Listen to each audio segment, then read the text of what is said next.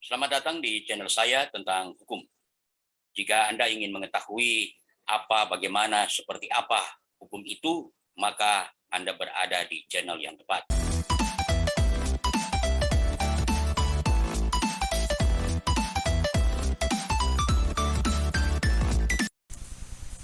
Pada video kali ini kita akan lihat dasar-dasar hukum administrasi negara, istilah dan pengertian hukum administrasi negara.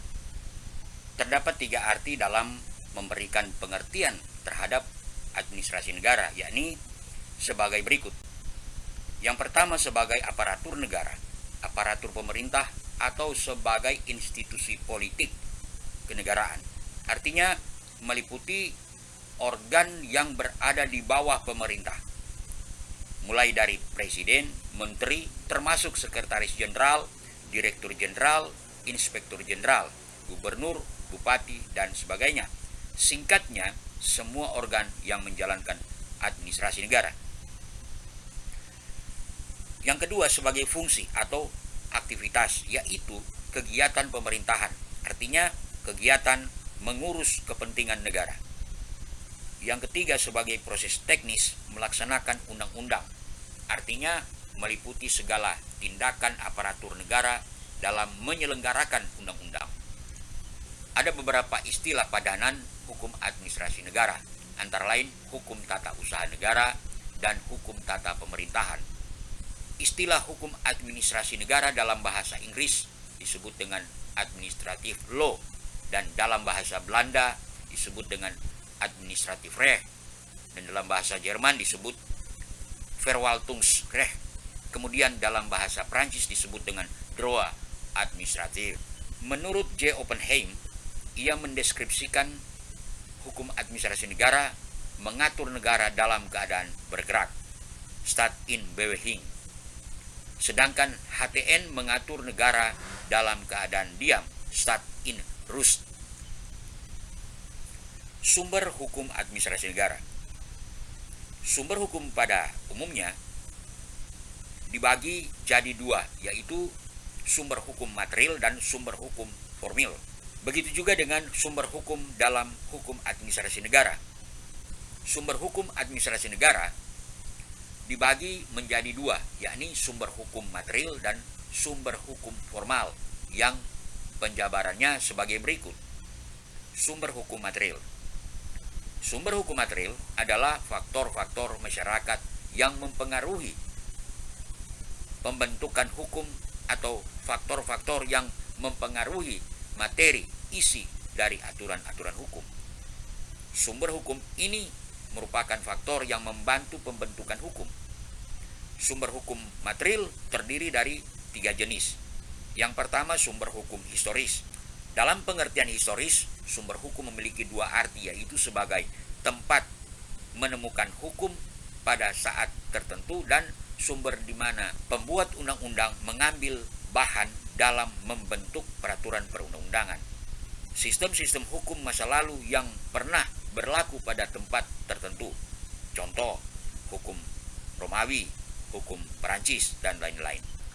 Dengan memahami sejarah hukum tertentu, pemahaman kita terhadap hukum tertentu akan lebih baik, setidak-tidaknya dapat memahami konteks berlakunya hukum tertentu. Yang kedua, sumber hukum sosiologis. Peraturan hukum tertentu mencerminkan kenyataan yang hidup dalam masyarakat. Kenyataan yang ada hidup dalam masyarakat sebagai dasar sosiologis harus termasuk pula kecenderungan-kecenderungan dan harapan-harapan masyarakat.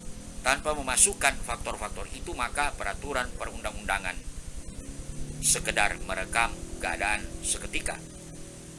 Keadaan seperti ini akan menyebabkan kelumpuhan terhadap peranan hukum. Oleh karena faktor-faktor yang kompleks ini, dalam pembuatan peraturan perundang-undangan diperlukan masukan dari para ahli di bidang tersebut.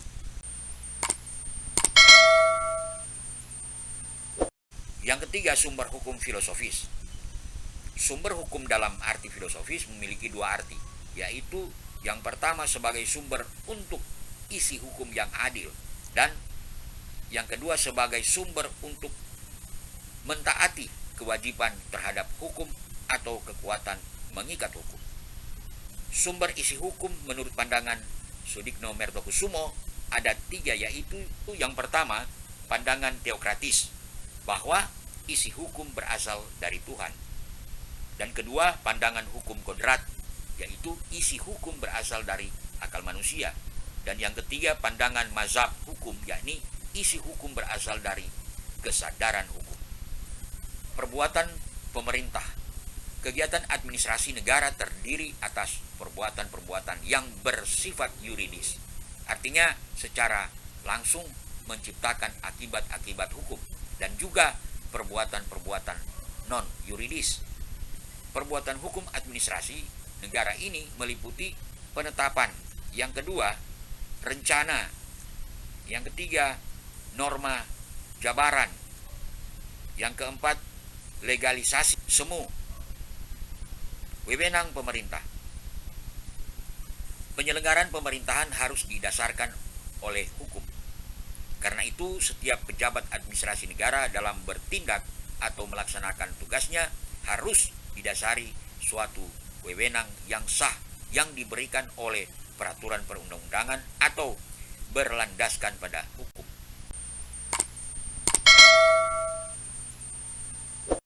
Wewenang dalam penyelenggaraan pemerintahan itu menyangkut, yang pertama, hak untuk menjalankan suatu urusan pemerintahan dalam arti sempit. Yang kedua, hak untuk secara nyata mempengaruhi keputusan yang akan diambil oleh instansi pemerintah lainnya dalam arti luas. Cara memperoleh wewenang pemerintahan oleh pejabat administrasi negara dapat dilakukan melalui 3 cara, yakni yang pertama atribusi, yaitu pemberian wewenang pemerintahan yang baru oleh suatu peraturan perundang-undangan untuk melaksanakan pemerintahan secara penuh. Yang kedua, delegasi, yaitu suatu pelimpahan wewenang yang telah ada yang berasal dari wewenang atribusi kepada pejabat administrasi negara tidak secara penuh. Delegasi selalu didahului oleh atribusi wewenang. Karenanya pendelegasian tidak sah. Cacat hukum dapat dijadikan alasan bagi hakim untuk mencabut keputusan pendelegasian. Delegasi itu merupakan pelimpahan tidak secara penuh. Artinya tidak termasuk wewenang pembentukan kebijakan-kebijakan dalam rangka rule application. Mandat yaitu pemberian tugas oleh pemberi mandat. Contohnya menteri kepada mandataris atau penerima mandat, misalnya direktur jenderal untuk atas nama pemberi mandat melakukan perbuatan keputusan administrasi negara. Dalam pemberian mandat, kewenangan tetap ada di tangan pemberi mandat, sedangkan mandataris hanya melaksanakan wewenang pemerintah secara atas nama saja dan tanggung jawab tetap ada di tangan pemberi mandat. Keseluruhan pelaksanaan wewenang pemerintahan dijalankan oleh organisasi pemerintahan. Tanpa adanya wewenang pemerintahan, tidak mungkin dapat dilahirkan keputusan yang sah, dan itu berarti cacat hukum. Sekian, terima kasih, sampai jumpa pada materi berikutnya. Hey there. Subscribe to my channel. And also press this bell icon.